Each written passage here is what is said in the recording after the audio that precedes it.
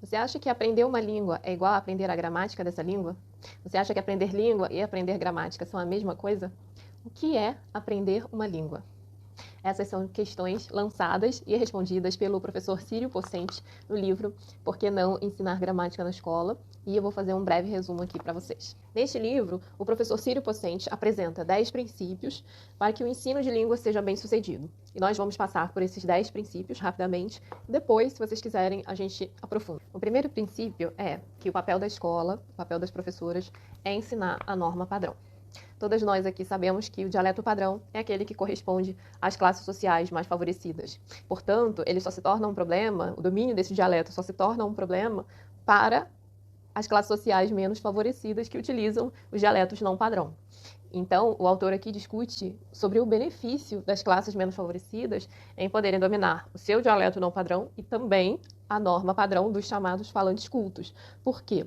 Em uma parte ele escreve, se uma pessoa não sabe ler e escrever nesta norma, dificilmente ela conseguirá acessar alguns espaços em que a escrita padrão é fundamental. Então, é importante o domínio desse padrão para ter acesso a oportunidades. E como fazer isso?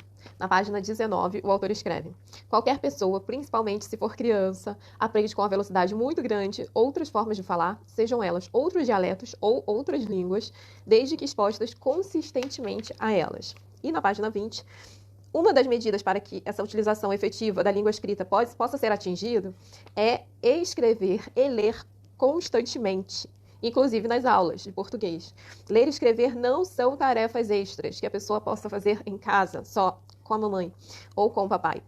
São atividades essenciais ao ensino da língua. Portanto, seu lugar privilegiado é a própria sala de aula. No segundo princípio, o autor vai questionar como nós pensamos que os seres humanos aprendem. Será que os seres humanos aprendem as coisas da mesma maneira que os animais? Será que tudo que os seres humanos aprendem são sempre utilizando as mesmas estratégias, são resultados das mesmas estratégias?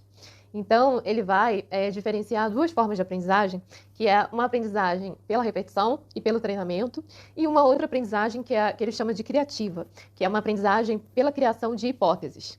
Então, ele vai dar o exemplo de um goleiro ou de um artista circense que, para ser um bom goleiro, precisa da repetição de certos movimentos. Assim como um artista circense que vai fazer o malabarismo ou acrobacia também precisa da repetição para poder aprender e incorporar certos movimentos. E aí, na página 24, ele escreve: se o professor dá aos alunos exercícios repetitivos, longas cópias, exercícios estruturais, preenchimentos de espaços vazios, etc., está seguindo uma concepção de aprendizagem segundo a qual não existem diferenças significativas entre seres humanos e animais, em nenhum domínio de aprendizagem ou de comportamento. E aí depois, em seguida, ele afirma: há fortes evidências de que é mais correto, o que seria também mais produtivo para a escola, aceitar que os seres humanos aprendem certos tipos de coisa, em especial línguas, sem treinamento. O terceiro princípio é: não há línguas fáceis ou difíceis. Essa história de que o português é muito difícil, que a outra língua é mais fácil, porque não precisa conjugar verbo, etc. Não existe isso. Cada língua é diferente, cada língua tem a sua complexidade, e a mesma coisa vale também para os dialetos da mesma língua. Não existe um dialeto mais fácil e um dialeto mais difícil. Existem dialetos diferentes e nós somos capazes de aprender tanto línguas diferentes como também dialetos diferentes. Basta que estejamos expostos consistentemente a essas línguas ou dialetos, ou seja, que a gente tenha contato constante com a língua ou dialeto. O quarto princípio é que todos que falam sabem falar. E aí a gente toca numa questão de que alguns grupos privilegiados julgam a fala de outros grupos como defeituosas ou erradas. E isso acontece até mesmo com nossos colegas profissionais da área de letras. A internet está aí cheia dessas coisas, de pessoas que estão sempre julgando e dizendo que determinado grupo ou determinados falantes não sabem falar português. E aí, mudando um pouco o ponto, né, para o nosso foco, nós que temos as crianças também no exterior, muitas vezes a gente cai nessa questão. A gente fala, às vezes até um pouco sem graça, das nossas crianças, fala assim: ela não sabe falar o português direito. Então, o que significa isso, né? Não saber falar português, se nós estamos nos comunicando com a criança. Na página 29, o autor escreve: ora, se abríssemos os ouvidos, se encarássemos os fatos, eles nos mostrariam uma coisa óbvia, que todos os que falam sabem falar. Então, ele diz que a gente tem que ouvir as crianças, compreender o que elas já sabem e o que elas ainda não sabem. E, geralmente, o que elas não sabem é o padrão escrito da língua. E como é que a gente faz isso, né? Como é que a criança vai alcançar o padrão escrito da língua? E aí, na página 33, ele diz: sobraria apenas coisas inteligentes para fazer na aula, como ler e escrever, discutir e reescrever, reler e reescrever mais, para escrever e ler de forma sempre mais sofisticada, etc. O quinto princípio é: não existem línguas uniformes. Todas as línguas variam. E a variedade linguística é um reflexo da variedade social. Então, o autor vai afirmar que em todos os países existe variedade de língua e que essa variedade ela pode ser condicionada por fatores externos e fatores internos. Vou dar alguns exemplos bem rapidinho aqui. Fatores externos podem ser a região onde a pessoa vive, a classe social, a idade, o sexo, profissão, etc. E fatores internos são fatores linguísticos, porque ele diz que existem erros que a própria língua não permite. E ele dá um exemplo clássico, né, um exemplo bastante estigmatizado no português, que é o nós vai. Ele fala: a língua permite que se fale nós vai, mas não permite que se diga eu vamos, por exemplo. No sexto princípio, o autor vem falar para a gente que todas as línguas mudam. Uma coisa que nós aprendemos na escola é que o português veio do latim. E também do latim vieram outras línguas, como francês, italiano, espanhol, etc. Então, o que aconteceu com o latim? Aconteceu a mesma coisa que acontece com todas as outras línguas. Todas elas mudam com o tempo. E então ele vem falar que não tem sentido nenhum a gente querer ensinar formas arcaicas que ninguém mais usa. Né? Para que a gente vai ensinar coisas que ninguém mais fala, ninguém lê, ninguém escreve? Para quê? Qual é o sentido disso? E aí ele dá aqui alguns exemplos, né, de regras que estão ainda na gramática, que são cobradas em certas provas e concursos, porém nenhum ser humano na vida real utiliza isso. Então fica aqui o questionamento: até que ponto é válido ensinar essas coisas? No sétimo princípio, o autor vai falar sobre avaliação e correção. Então, o princípio é: falamos mais corretamente do que pensamos. E a proposta dele é que a gente ajuste um pouco o nosso olhar em relação aos erros das crianças. E ele dá um exemplo. Se a criança fala os livro, as casa, os amigo, quantos erros ela está cometendo? Ela está cometendo 3 erros ou está cometendo um tipo de erro só? Se você fizer alguma interferência, você vai sanar os 3 erros de uma vez só. Se você ensinar ela a falar os livros, ela automaticamente vai entender que também se diz as casas e os amigos. E aí ele diz que se a gente fizer uma análise um pouquinho mais cuidadosa, a gente vai perceber que os alunos acertam mais do que erram, que os erros, em geral, são hipóteses significativas e que os erros são sempre os mesmos e que o número de erros é bem maior que o tipo de erros. O autor propõe que a gente classifique os tipos de erro e só depois disso é que a gente vai contar dentro daquele tipo de erro quantas vezes a criança acertou e quantas vezes a criança errou. E aí a gente vai perceber que a criança acertou muito mais do que errou. O oitavo princípio é: língua não se ensina, aprende-se. E eu peço licença para ler esse trechinho que é fundamental.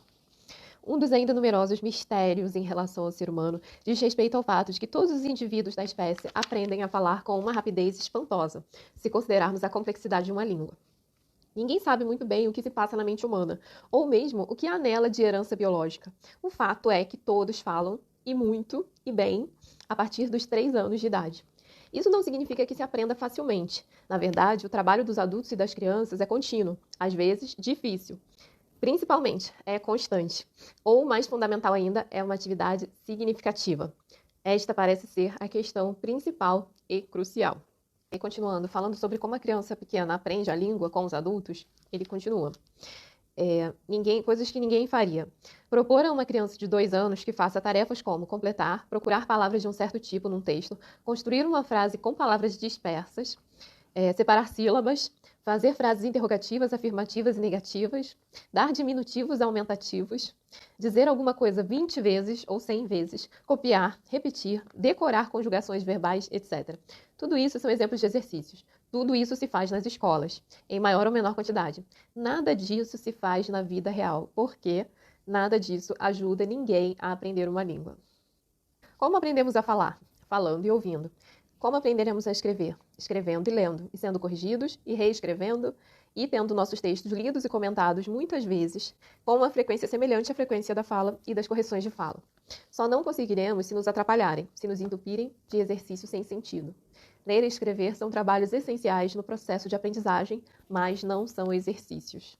Para ter uma ideia do que significaria escrever como trabalho, basta verificar como escrevem escritores e jornalistas. Eles não fazem redações. Eles pesquisam, vão à rua, ouvem os outros, leem arquivos, leem outros livros e só depois escrevem, leem, releem e depois reescrevem, mostram para os colegas e depois reescrevem de novo. O nono princípio é: sabemos o que os nossos alunos ainda não sabem? E aí ele vai tocar na questão do currículo, né? Porque muitas vezes a gente prefere seguir um determinado programa, um determinado currículo, e na verdade as crianças já sabem um monte de coisa que está ali ainda, e a gente não para ouvir o que a criança sabe, o que a criança não sabe. A gente não para fazer um diagnóstico, para poder entender o que ela realmente precisa aprender. Então, assim, a gente precisa também deixar um pouco de lado a segurança desses manuais, né, e também encarar a criança que está à nossa frente para a gente poder ouvir e entender o que ela ainda não sabe e o que ela realmente precisa aprender. E é só assim a aprendizagem é mais efetiva, mais significativa. O 10º princípio é ensinar língua ou ensinar gramática. E aqui ele vai falar claramente que conhecer uma língua é uma coisa, conhecer a gramática dessa língua é outra coisa.